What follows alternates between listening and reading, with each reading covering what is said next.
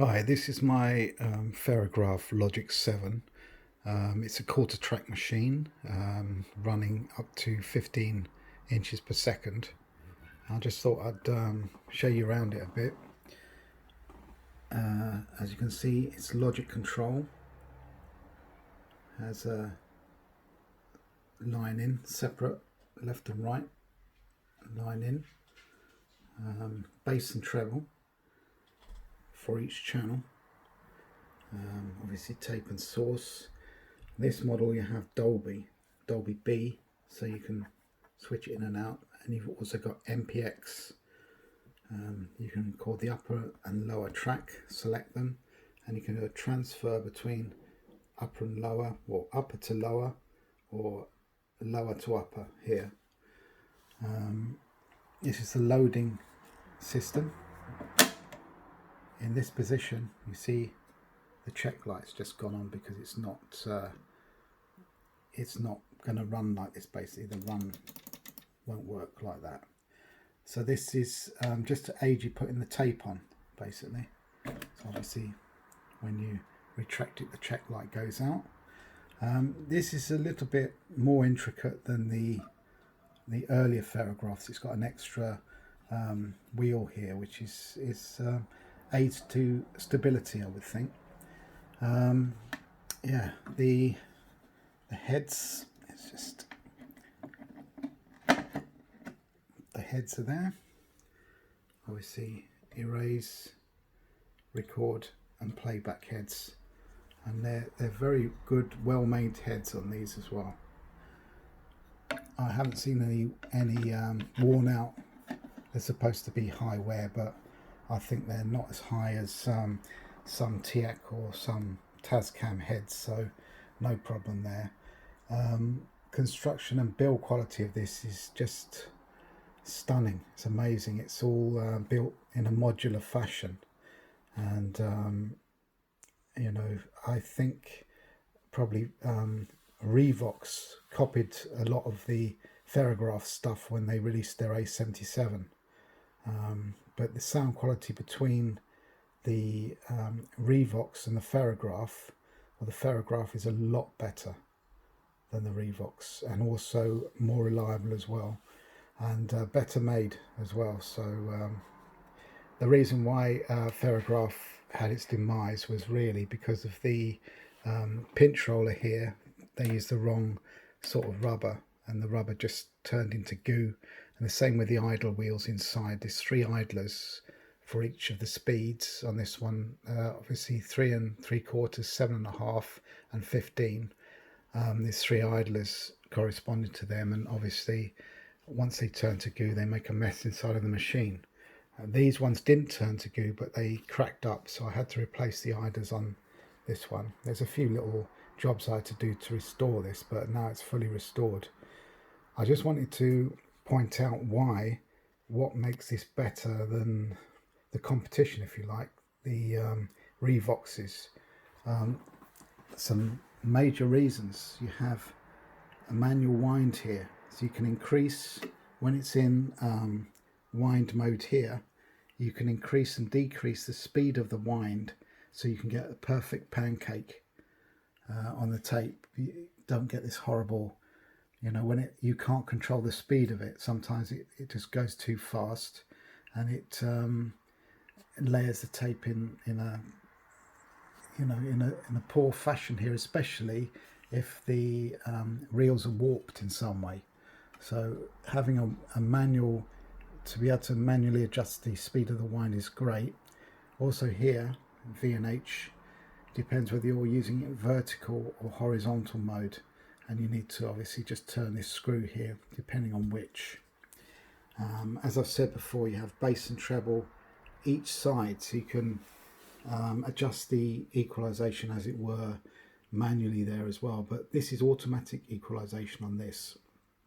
The Super 7 and the 7s, you have a control about here, and you have to set the equalization to low, medium and high, and if it's not set right, then the check light comes on. You can't run it, but on this it's set automatically. But what I wanted to point out really is the best feature of all on this, which I can't believe it's not another Dex really, but look, it's the bias feature here. Now obviously when I play a tape, the tape plays as long as it's set to source, and when I record, and obviously it registers here as well on the meters. When I record, registers on the meters as well, all automatically depending on whether you set tape and source. But if you want to set the bias yourself, now there's two little pots here for each channel. You've got A and B. A adjusts the output level of the channel independently of the volume control of the master record. It sets the playback levels, so you can set that manually. You use a little trim tool like this or a small jeweler's screwdriver. But B is the bias. And the beauty of this machine is you can bias this machine to any tape you're using. In this case I'm using TDK tape, so I'll just show you how to bias it. If you look on the charts, TDK has a bias of -1 on the -1 dBm, I believe it is. Could be wrong there, but I think it's -1 dBm. So to bias the tape properly for this type of tape, the needle has to be at 1 then, below 0, -1.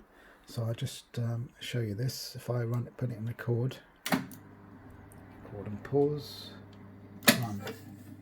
Now if I run that, push the bias in, look, as you can see, then it's well over bias for this tape. So let's see, that was flickering around a bit there. So if I turn this bias pot, you see I can turn it to exactly -1, this side as well, turn this to -1. See, so they're both -1. So now it hasn't recorded anything on the tape, it's just checked the biasing on the tape and given you a response from the that's coming off the tape. Tells you what the biasing is, and so this, now that's all it takes to bias the machine perfectly for this brand of tape. So every different tape you use, BASF or AGFA, whatever tape you want, you can look on a chart and just bias it to what it says basically. Sometimes it's -2, sometimes it's +1. So that is just amazing. I don't know of any other sort of domestic / professional machine you can do that on. And it also is a feature of the Super 7 that I've got as well. But yeah, I didn't really understand it fully until the other day when I was reading the manual on how to do it, and it makes a big difference to be able to bias it correctly per tape. You don't have to open the back up and bias it, you can just do it this way. So yeah, so let me just wind this tape back. Yeah. You have variable wind here from slow.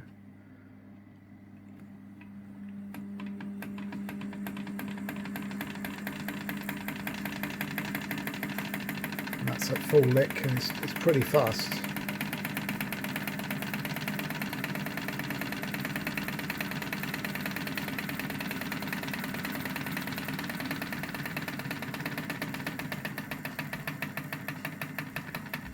Reel's clacking a bit there. It's not the reel, it's the nab actually. It's a proper Ferrograph nab. I have to have a look at that. So put it in run.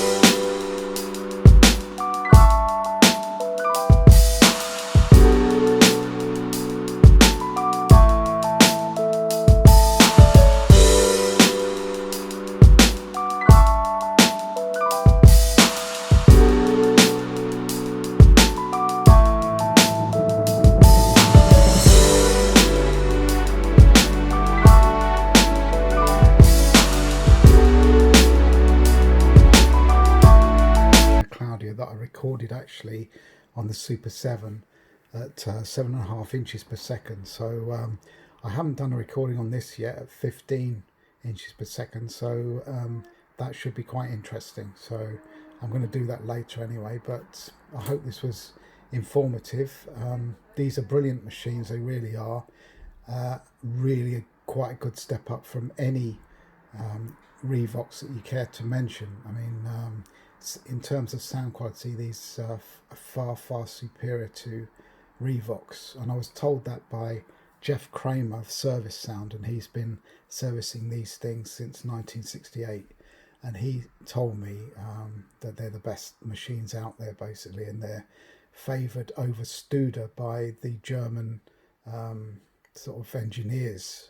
And I thought, no, he's just obviously saying that because he just services these, but he also services other makes. Actually, he services Revox and Tascam, but he made some real wild claims about these, and apparently the Logic 7 is the pinnacle of the lot of them, because you have the Ferrograph 77, and all that is a rebadged Revox A77.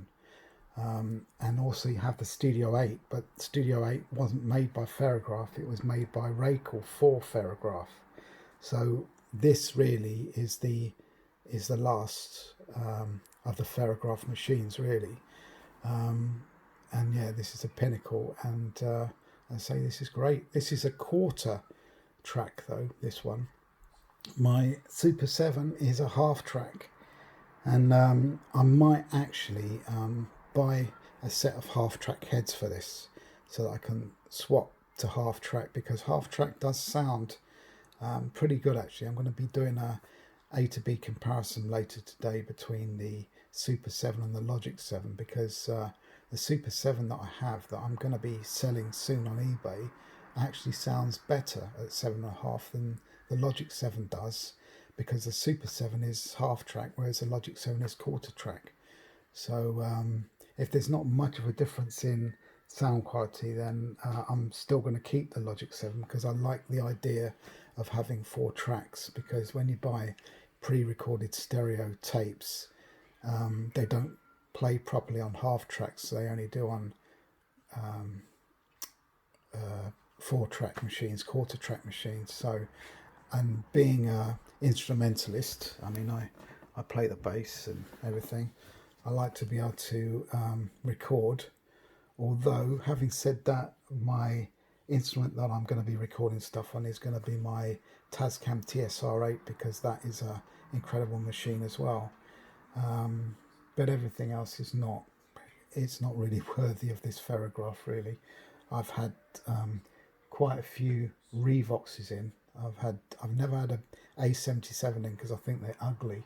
I've had B77s, Mark 1, Mark 2s, with various speed and everything. I've had PR99s in, but really there's a whole heap of problems you can get with those.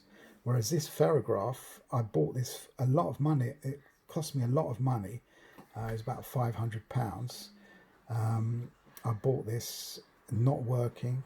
I've done it up, and there wasn't really a lot wrong with it to do it up. It just needed the idlers and the pinch roller replacing. So you know, I think apparently now it's worth about £3,000, although I doubt whether in this climate at the moment with the coronavirus and everything it would go for anything near that. But this isn't for sale anyway. I'm going to be selling my Super 7, although that is a superb machine. Yeah, there we go. Thanks very much for watching anyway. If you've got any questions, I hope I can answer them. I know these Ferrographs inside out now, because I've done so much work on them. I'm going to be buying some parts in as well, so I can continue to buy and service these. But the 7s, for example, which I've got a video here, the 7s, you can pick them up for peanuts really. £170, £200, which is actually cheaper than an Akai 4000 series, and the difference is massive between the two. The Akai 4000 is a nice little machine, but it's only a single motor. It's nothing special really, whereas the 7 Ferrograph, that is something else. It's a lot better machine. Three motor for a start. It's got a lot more features. You've got the wind on it as well, the manual wind. I think you might have biasing on, but don't sort of take that with a pinch of salt, because I'm not sure.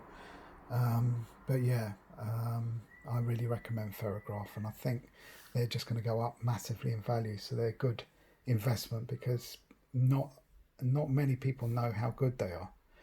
I'm not talking about the ones before the 7 series, because the 3s, 4s, 5s and 6s, I mean, they apparently have got very good sound, and they're built like tanks, but I think they're so ugly it's unbelievable. But then again, horses for courses, some people might find them beautiful, but I just find them hideous. So the upright machines are far nicer looking, in my opinion. But yeah, you be the judge, and thanks for watching.